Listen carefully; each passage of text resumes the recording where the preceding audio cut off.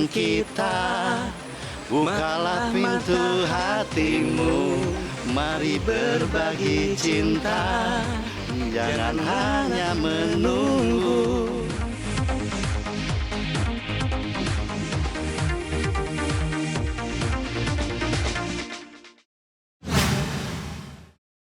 Satu hal ya, yang pertama tentunya kita turut berduka.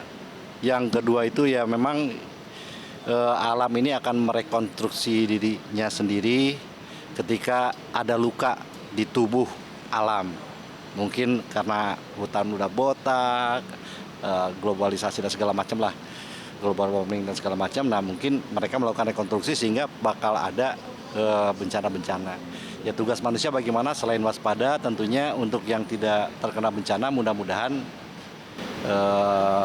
bisa saling berbagi ya. Saling berbagi, betul. Berbagi. Apalagi di tengah banyak emang ya. Akhir ini banyak bencana banget ya. Betul. Setelah kemarin di Garut kan banjir bandang, sekarang mudah-mudahan sih yang di NTT sekarang ini tidak menjadi ganas tidak menjadi tsunami lah gitu. Walaupun ada indikasi tsunami segala mudah-mudahan tidak. Yang paling utama sih kita akan ajak teman-teman semuanya untuk berbagi sebelum kita mati. Ulurkan tangan kita, bukalah pintu hatimu, mari berbagi cinta, jangan hanya menunggu. Mau siapa itu? Kita hidup di dunia takkan selamanya, kita hidup di dunia hanya untuk sementara. Mari kita berbagi sebelum kita semua mati. Oke, itu aja, mudah-mudahan bisa berbagi. Ini bukan hal yang diharapkan, tapi hidup itu memang selalu berpasangan kan, suka dan duka. Ya, yang suka makanya harus bisa berbagi dengan yang berduka harus diberikan ketabahan dan kesabaran dan harus sabar. Artinya kita menyikapinya tidak boleh emosional negatif tapi emosional positif. Artinya emosional positif itu artinya kita bersimpati sekaligus berempati dengan melakukan sesuatu untuk membantu saudara-saudara kita yang sedang berduka bagi mereka yang kebetulan sedang bersuka.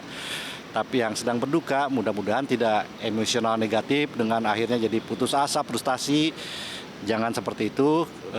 Bencana memang selalu ada. Ya mudah-mudahan kita lebih menjadikan bencana-bencana ini sebagai jembatan untuk kita lebih dekat lagi sama Tuhan.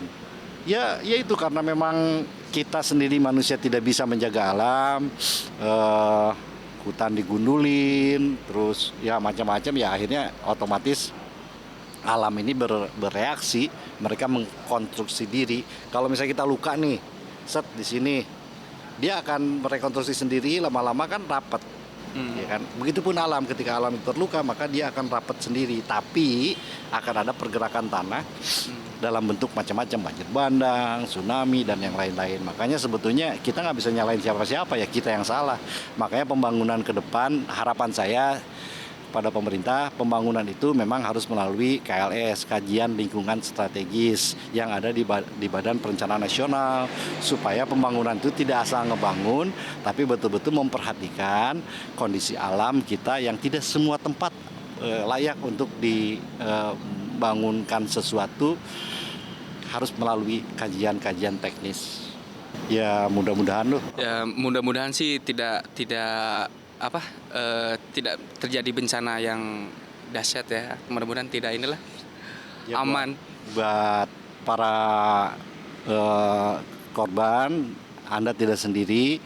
Indonesia itu tidak cuma NTT tapi banyak, dan insya Allah saya yakin betul pemerintah juga tidak tinggal diam, tapi di luar pemerintah pun masyarakat lain yang adalah saudara-saudara kalian pasti akan ikut, setidaknya mendoakan, akan ikut membantu kalian. Jadi tetap semangat, yakin bahwa Tuhan tidak pernah menguji seseorang melebihi kemampuan orang itu untuk mengatasinya. Sukses.